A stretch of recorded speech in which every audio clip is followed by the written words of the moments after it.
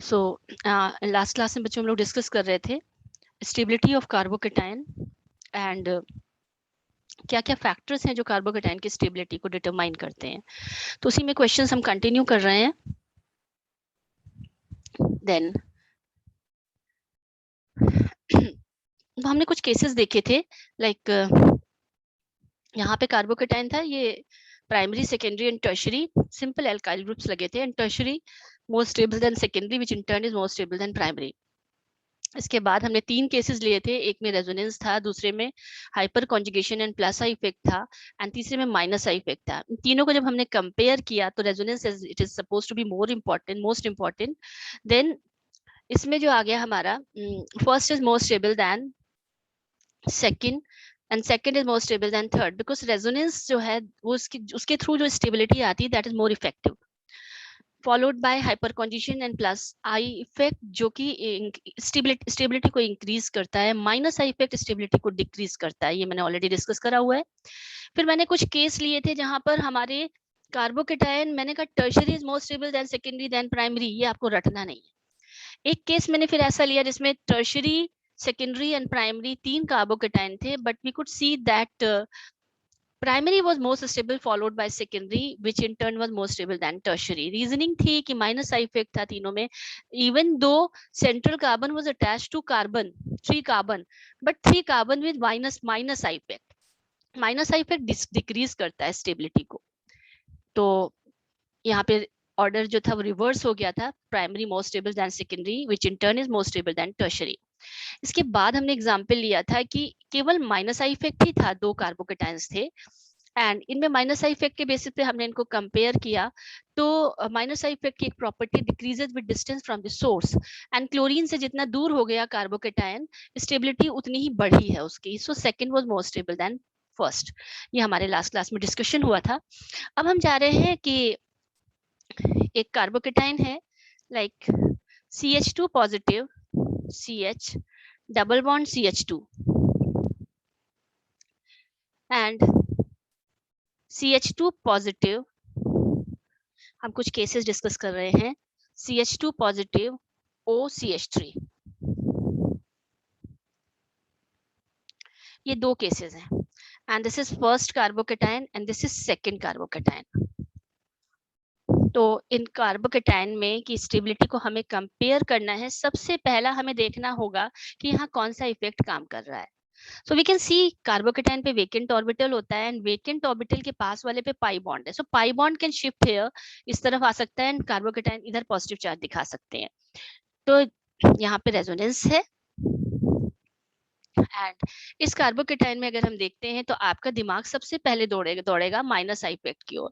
पर minus I effect की जो इंपॉर्टेंस है, यहाँ पे आप कहेंगे ऑक्सीजन का माइनस आई इफेक्ट है, उसकी इंपॉर्टेंस जो है वो रेजोनेंस से कम है। अगर हम यहाँ देखेंगे तो यहाँ पे रेजोनेंस भी है, दोनों में रेजोनेंस है। अगर रेजोनेंस है so will compare stability on the basis of resonance. यहाँ रेजोनेंस क्यों है? इस पे वेकेंट ऑर्बिटल है, इसके पास वाले ऑक्सीजन पे 2 लोन पेयर है, even though only 1 lone pair will be involve in resonance, क्योंकि रेजोनेंस की एक कंडीशन है कि जो ऑर्बिटल है, जो वेकेंट ऑर्बिटल है, वो लोन पेयर के पैरेलल होना चाहिए। तो एट अ टाइम 2 अलग अलग p ऑर्बिटल में 2 अगर हैं लोन पेयर, जो है सॉरी लोन पेयर, यहाँ पर एक तो हाइब्रिड में होता है और एक अनहाइब्रिड में होता है। जो लोन पेयर जिसमें लोन पेयर होता है वो अनहाइब्रिड ऑर्बिटल होता है, ये इसके पैरेलल हो जाता है। दूसरा लोन पेयर इन्वॉल्व नहीं हो सकता है क्योंकि 2 lone pair at a time parallel नहीं हो सकते हैं। तो केवल एक लोन पेयर रेजोनेंस में इन्वॉल्व होगा जो कि कार्बोकेटाइन के पैरेलल होगा, और जो दूसरा लोन पेयर है that will not be parallel to this, that will not be involve in resonance. तो यहाँ पे 2 हो 4 हो लोन पेयर, इससे फर्क नहीं पड़ता है, केवल एक लोन पेयर रिक्वायर्ड है। तो जिस पे वेकेंट ऑर्बिटल है उसके पास वाले एटम पे एक लोन पेयर है, तो भी यहाँ पे रेजोनेंस होगा, यहाँ पे रेजोनेंस है।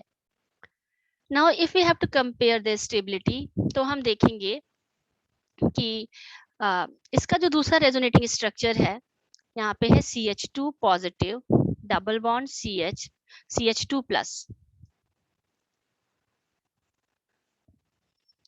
यहाँ पे है CH2 प्लस। रेजोनेंस का यहाँ पे अगर हम दूसरा रेजोनेटिंग स्ट्रक्चर ड्रॉ करेंगे तो आप ऑलरेडी देख चुके हैं CH2 प्लस है और O है, यहाँ पे एक वेकेंट ऑर्बिटल है एंड यहाँ पे दूसरा लोन पेयर है and then there is CH3, यहाँ पे CH3 है and vacant orbital and lone pair बिल्कुल एडजेसेंट में है। जो दूसरा स्ट्रक्चर है वहां पे ये क्या बना सकते हैं, पाई बॉन्ड बना सकते हैं। तो दूसरे रेजोनेटिंग स्ट्रक्चर में पाई बॉन्ड है।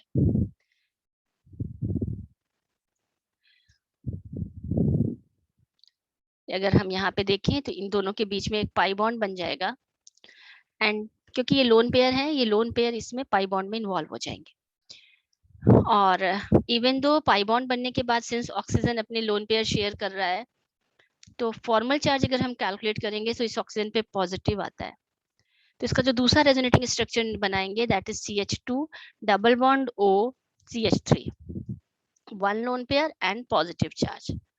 आप अगर फॉर्मल चार्ज निकालना चाहते हैं, मैं 1 मिनट के लिए इसको हटा रही हूँ। अगर आपसे फॉर्मल चार्ज कैलकुलेट करना है तो फॉर्मल चार्ज जो होता है ये होता है क्या, what is expected and what should be there, इसके बीच में डिफरेंस। ठीक है, what is there and what should be, what is expected, जो है और जो होना चाहिए उसके डिफरेंस को फॉर्मल चार्ज से फॉर्मल चार्ज निकलता है। For example oxygen belongs to 16 period, इसमें 6 वैलेंस इलेक्ट्रॉन होने चाहिए। तो this oxygen should have a valence electron जो है इसके पास 6 होने चाहिए, 6 वैलेंस इलेक्ट्रॉन एंड अपने। और अगर हम यहाँ पे देखें 1 2 लोन पेयर वाले 2 हो गए, शेयरिंग में 1 माना जाता है 1 3 5, लोन पेयर ये ऑलरेडी पाई बॉन्ड में इन्वॉल्व कर चुका है तो केवल 5 इलेक्ट्रॉन्स दिख रहे हैं हमको, तो डिफरेंस है 1 का। So there is 1 positive charge. So oxygen पे क्या आ जाएगा, 1 पॉजिटिव चार्ज आ जाएगा, दिस इज फॉर्मल चार्ज। तो यहाँ पर हम देखते हैं even though oxygen is bearing positive charge but in दोनों को हम कंपेयर करेंगे तो हम रूल्स देखते हैं कि इनकी स्टेबिलिटी से कंसर्न से रिलेटेड कौन से रूल्स हैं। तो वी कैन सी दैट इस केस में आइडेंटिकल स्ट्रक्चर, दोनों स्ट्रक्चर्स क्या हैं, आइडेंटिकल स्ट्रक्चर्स हैं। और इस केस में अगर हम देखते हैं कि सेकंड वाले केस में इसमें ये जो रेजोनेटिंग स्ट्रक्चर हैं this is A and this is B। In case of B octet rule लग रहा है, A कैटेगरी का है, दिस इज ये B कैटेगरी का है और यहाँ पे octet of every element is complete. Carbocation का कंप्लीट नहीं था बट वो ऑक्सीजन ने शेयर करके कंप्लीट कर दिया, देख ले सकते हैं। हाइड्रोजन का डुप्लेट कंप्लीट है, कार्बन की 4 वैलेंसी होनी चाहिए, कार्बन की चारों वैलेंसी दोनों कार्बन पे सेटिस्फाइड है। ऑक्सीजन के अगर हम इलेक्ट्रॉन काउंट करें तो एक लोन पेयर की वजह से 2 इलेक्ट्रॉन और शेयरिंग के 2 4 6 और 2 8, शेयरिंग के बाद ही ऑक्टेट कंप्लीट होता है। तो हमें जब ऑक्टेट चेक करना होता है तो शेयरिंग के इलेक्ट्रॉन्स को हम काउंट करेंगे। सो वी कैन सी 2 4 6 और एक लोन पेयर मिला के 8 इलेक्ट्रॉन्स हैं, इसका ऑक्टेट कंप्लीट है। हाइड्रोजन का डुप्लेट कंप्लीट है, हर जगह उसकी सिंगल वैलेंसी है। तो हम देख सकते हैं कि इसमें octet of every element is complete and मैंने आपको बताया है कि ये एक ए कैटेगरी का रूल है एंड ये बी कैटेगरी का रूल है। सो अगर हमें कंपेयर करना है तो stability wise second will be, second is more stable then first. तो यहाँ स्टेबिलिटी वाइज सेकंड की जो स्टेबिलिटी है वो फर्स्ट से ज्यादा होती है। अब अगर हम कंपेयर करें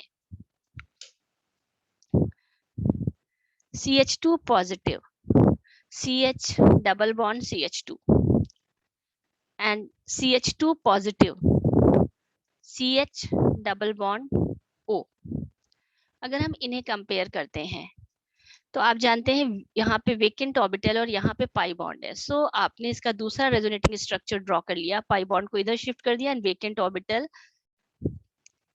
that lies over alternate carbon पे। इसका अगर हम दूसरा रेजोनेटिंग स्ट्रक्चर ड्रॉ करेंगे then it will be CH2 double bond CHO। ये इलेक्ट्रॉन हम इधर शिफ्टिंग दिखाते हैं, ये आप सबको पता ही है, रेजोनेटिंग स्ट्रक्चर ड्रॉ करना मैंने आपको सिखाया है। सो यहाँ पर हम दिखा सकते हैं। तो यहाँ पे जो रह जाएगा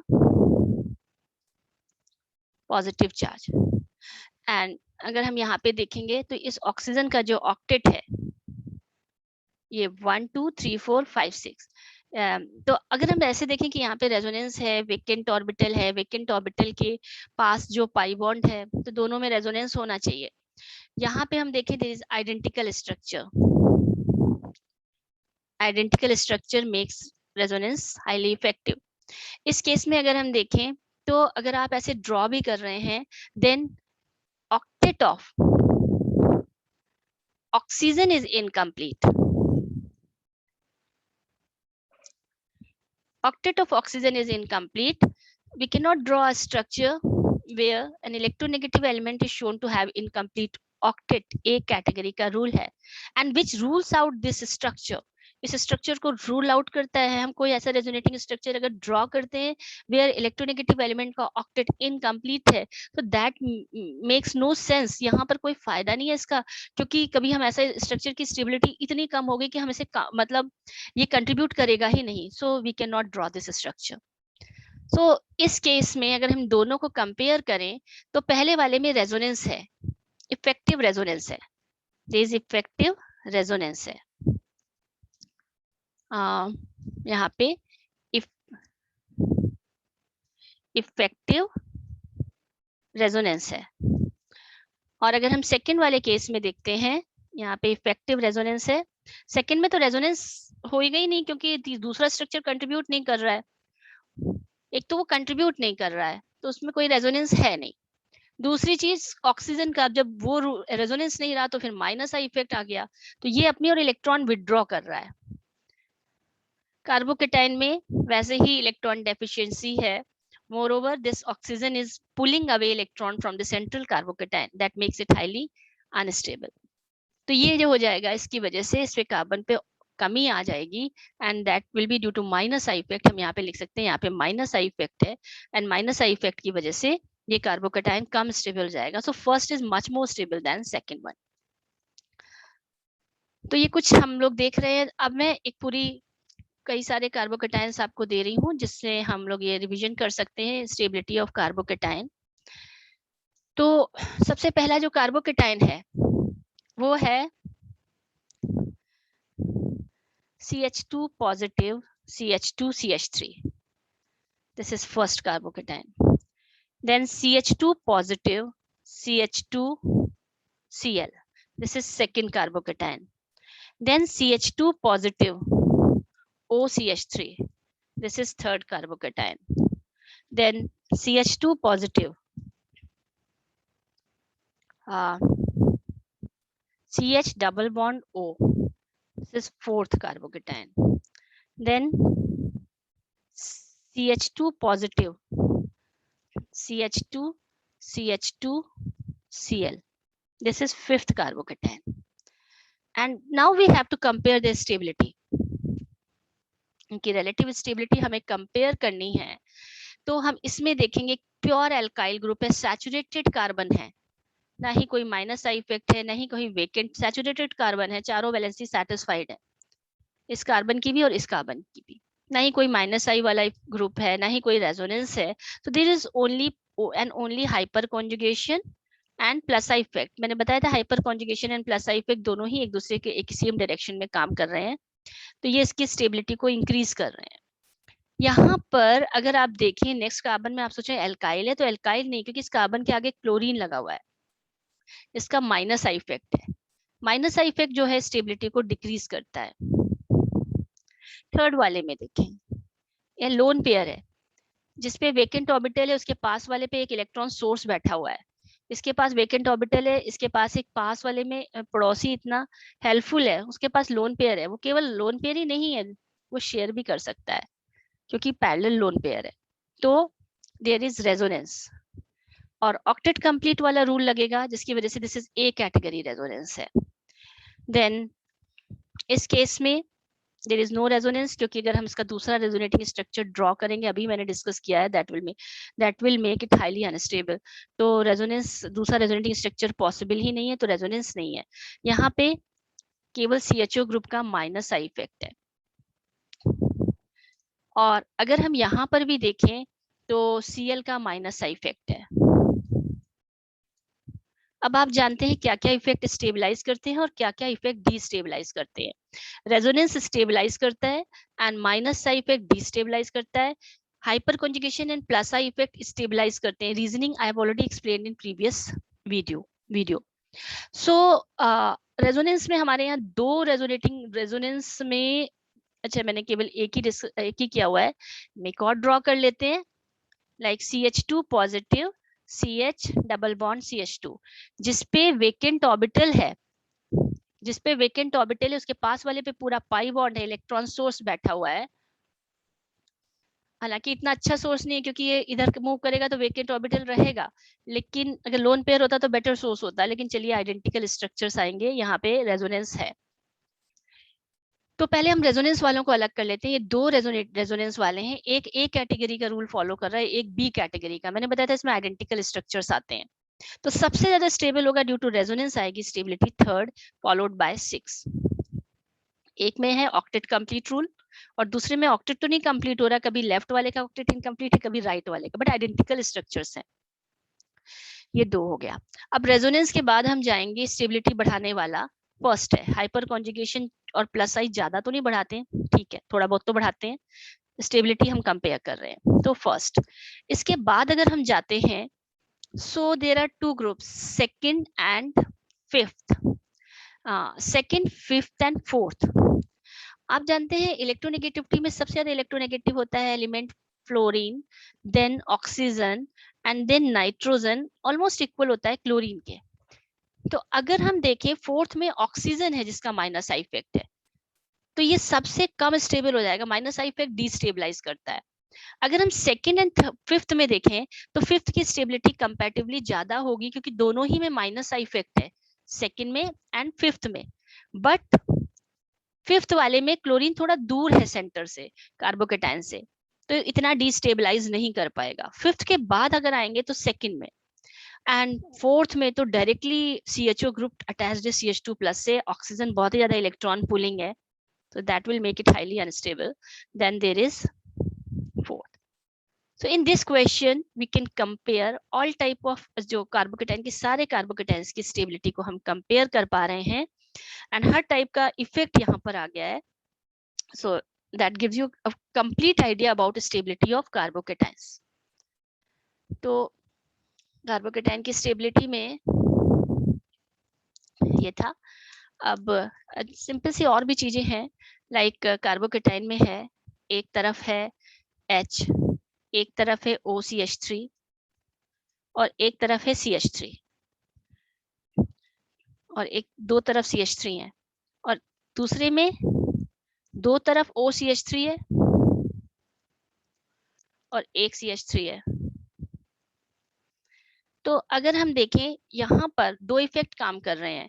एक तो यहाँ पे hyper conjugation and plus I and यहाँ पे है वेकेंट ऑर्बिटल और लोन पेयर पास पास वाले एटम में है. तो यहाँ रेजोनेंस भी है and plus I and hyper conjugation भी है. तीन इफेक्ट हैं.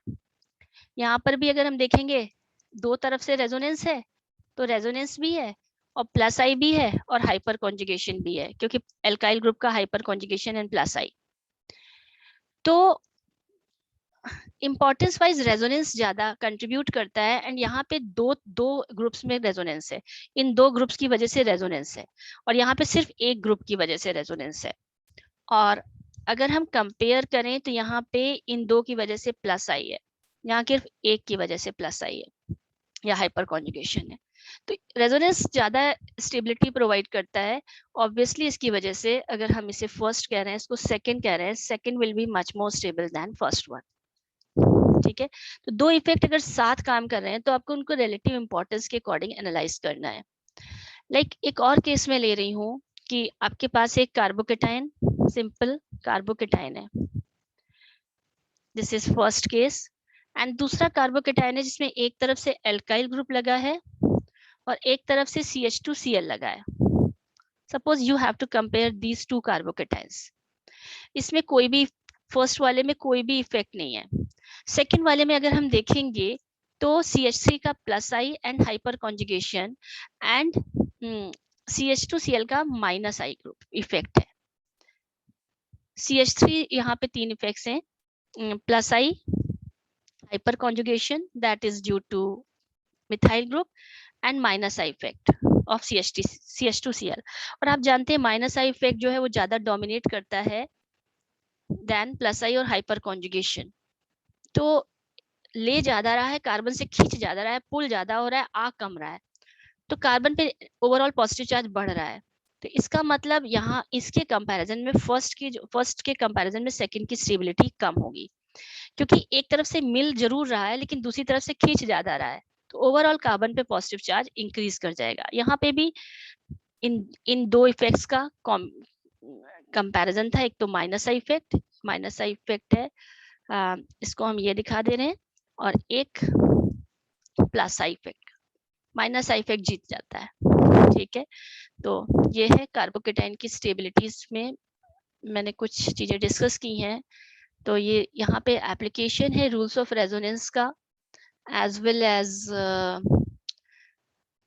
सारे इफेक्ट्स जब एक साथ कंबाइन करते हैं, so how will we determine stability of carbocation.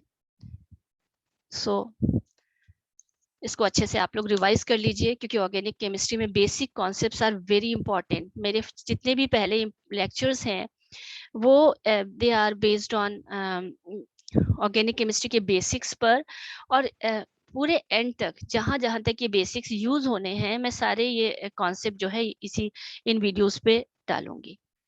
तो अगर आप इनिशियली जितने भी वीडियोस देखते हैं, तो उसमें क्या होगा कि आपको एक पूरा पता चल जाएगा, आपको पूरे इफेक्ट्स आ गए तो आपके लिए आगे एप्लीकेशन काफी इजी हो जाएगा। सो नेक्स्ट में हम लोग कंपेयर और भी कुछ चीजें डिस्कस करेंगे, carbocation, carbanion, carbon free radical as well as hyperconjugation भी। Thank you.